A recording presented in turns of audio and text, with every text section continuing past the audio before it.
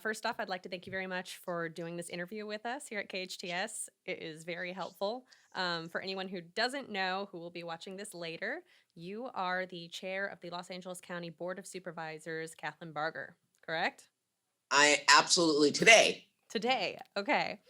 Today, is that today as in Wednesday or today as in just this You know, week? you know what's crazy is I tell people it's like Groundhog Day. I forget what day it is. I woke up on Monday and thought it was a Saturday. So yeah, I think that's something a lot of people can understand right now. I'm sure. All right, so let's start out with a couple of little things here. How has Safer at Home prevented the spread of COVID in LA County? Well, it's really allowed us to keep people in their homes and really not come in contact in close crowds, which we all know this virus is very, very, very contagious.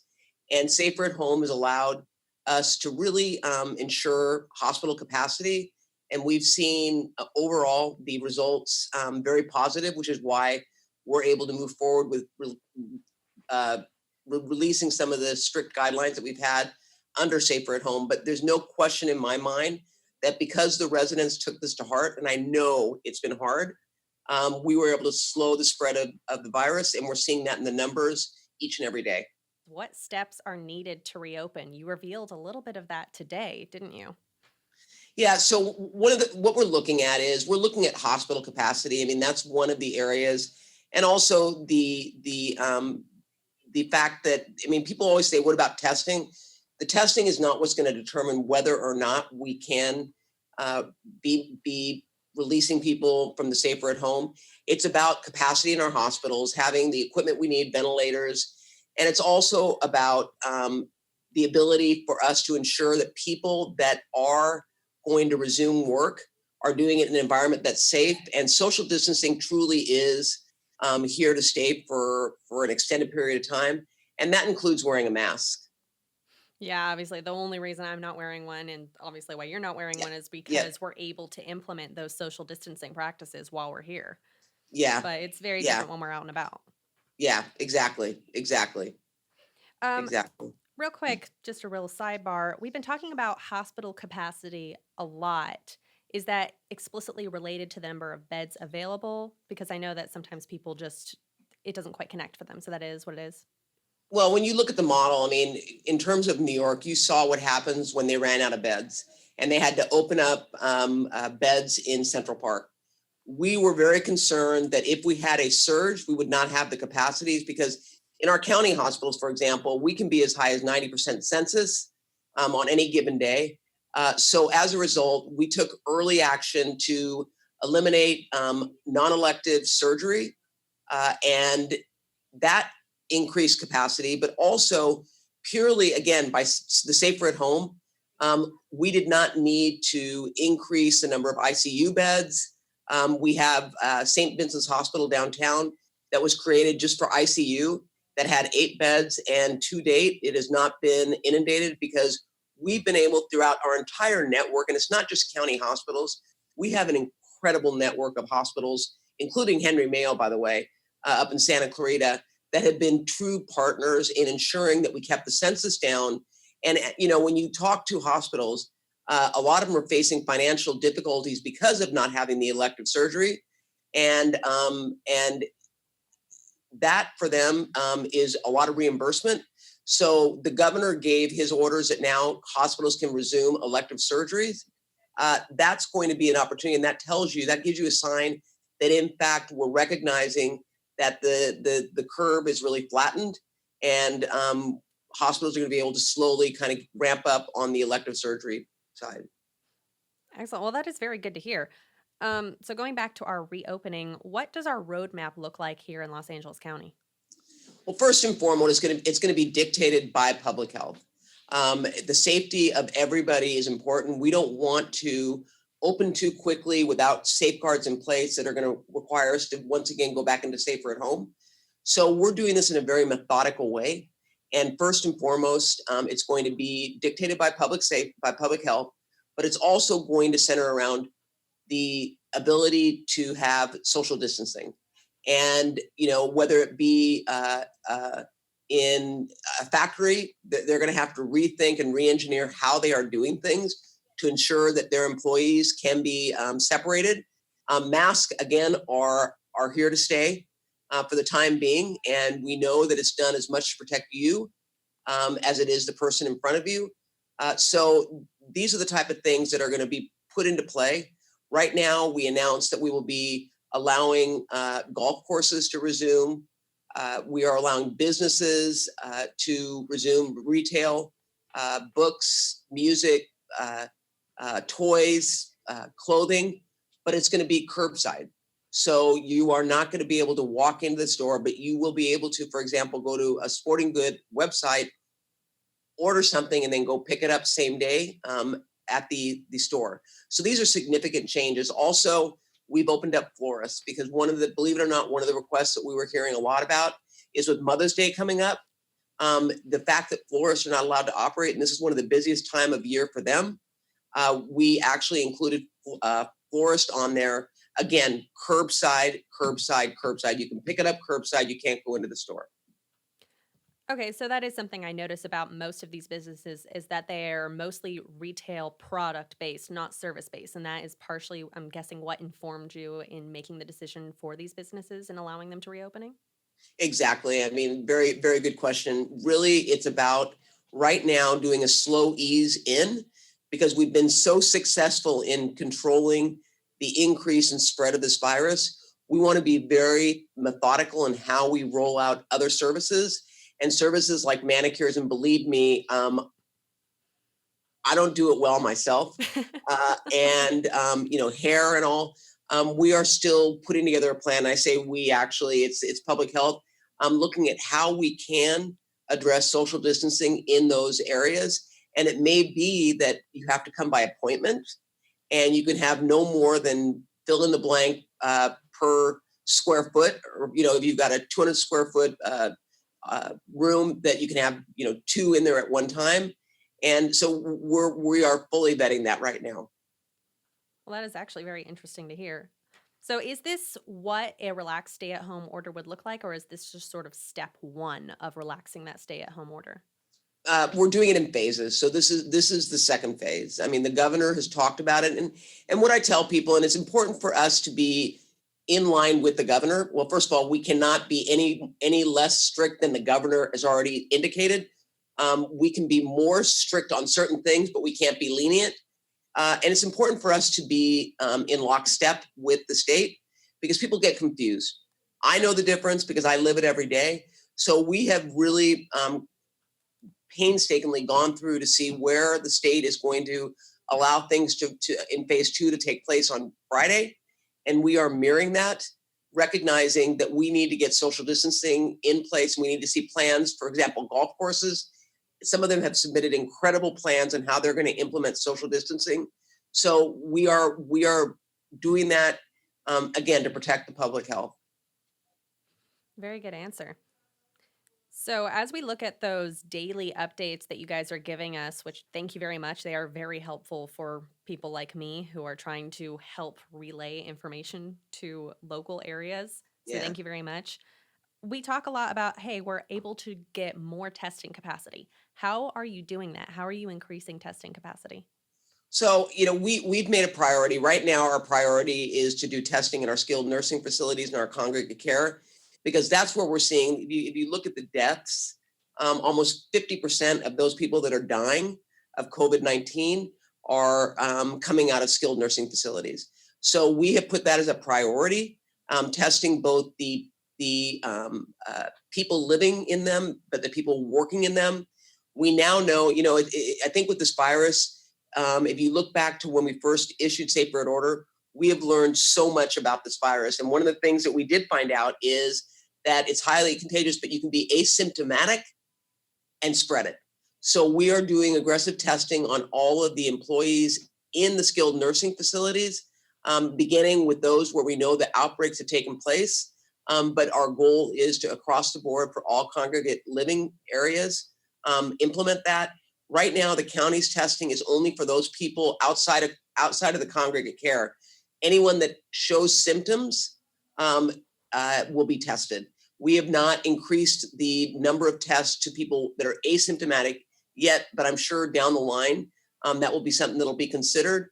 For us right now, contract testing and contact tracing are two priorities. And I just finished talking to our director of public health about the fact that we've got to really closely put into play a program for contact tracing so that if someone does test positive, we can go and and let people know that they may have come in contact so that they can self-quarantine. Very good. And you obviously knew what the next question was because you answered it for me, which was who was qualified to be tested. So I appreciate that. Yeah.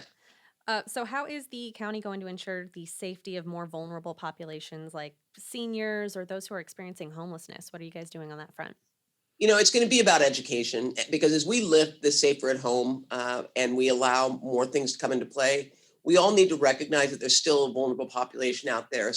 And 65 or older is what I tell people. They say 60, but I actually say 65 or older, or if you have pre-existing health conditions, we would ask you, well, we are going to be lifting the safer at home.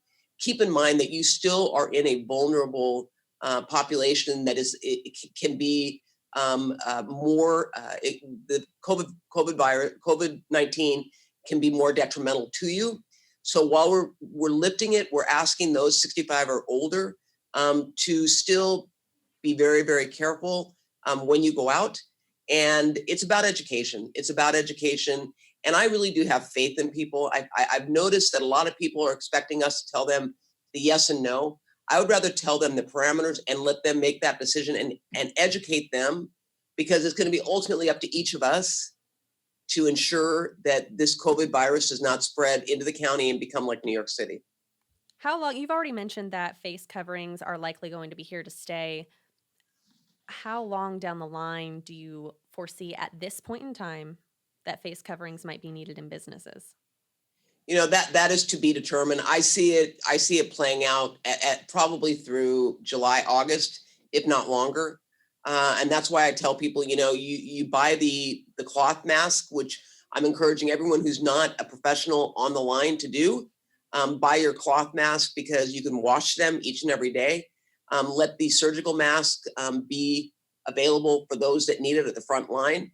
But these, and actually, I have to tell you that I've got a couple of cloths so that some of them match my outfit, some of them don't. People are getting very creative with these. So, I guess we're gonna have to make it fun, but recognize that it is a reality and it's gonna be here for a while. Excellent.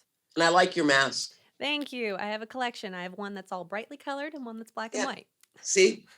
See? All right. So you've been obviously working, as you said, in lockstep with the state. So how does working with the state and city governments work, such as with the city of Santa Clarita? Well, obviously, what's unique about LA County is we've got an LA County Public Health Officer, Barbara Ferrer, but also Long Beach and the city of Pasadena have their own public health officer. So we've been working very closely so that our orders mirror Long Beach and Pasadena, or Pasadena and Long Beach mirrors LA County. LA City I've been working closely with them. They fall under our public health requirements, but the mayor has ultimate authority to do things that may be stricter, just like in Santa Clarita. The Santa Clarita City Council can take our public health orders. And before we mandated that you had to wear a mask when you go into essential services like markets, the city of Santa Clarita could have made mandates that go above what the public health officer was mandating. And, I think that's the way it should be. Cities have elected officials and they know what's best for their city. Santa Clarita has been incredible and has always been a partner, and with the city manager doing an incredible job working with us. Going back a little bit, considering that you guys don't see a lot of changes even going into summer, are you guys planning for next potential flu season, considering what changes might be coming along the way? Yeah, we're always thinking ahead. And as I said earlier, this virus, we learn something new about it at least weekly. And I'm hoping that we get more advanced in terms of a way to inoculate, but recognizing that we may not. What we're encouraging people to do this year, even for those that really do not believe in flu shots, we're encouraging people to get their flu shot because as flu season comes on, We are concerned that if people aren't getting their flu shot and the virus creeps up again, that we are going to have a disaster before us. So, it's something where, again, one of the other areas that I think people's lives have changed is wash your hands. And it seems like something we should always do. But wash your hands for 20 seconds, put soap on, warm water, make sure they're clean, do it regularly. And my fingers are chapped, and that's probably why I need to go to the manicurist. But it's important for us to take every precaution.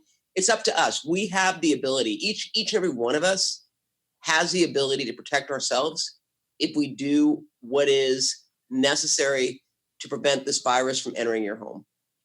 So we're coming down to the end of this. What are a couple of points that you feel like residents of LA County, what's a couple of the most important points you want them to know?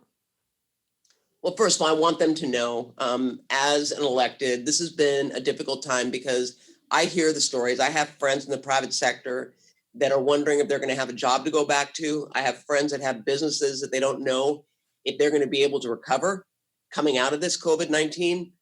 So I want people to know that, as an elected, I hear loud and clear. And my goal moving forward is to give them hope and to give them a voice. And we will, beginning on Friday, have a resiliency recovery task force set up from industry leaders in 14 different industries to talk about what the industries need moving forward. It's going to be guided by public health. So the parameters will be in place as it relates to what public health guidelines are going to be. But we're going to ask industry leaders to tell us how they can accomplish that within their own industry. And that includes restaurants, that includes the entertainment industry, that includes churches, that includes schools, that includes small companies, large companies, hospitals, medical.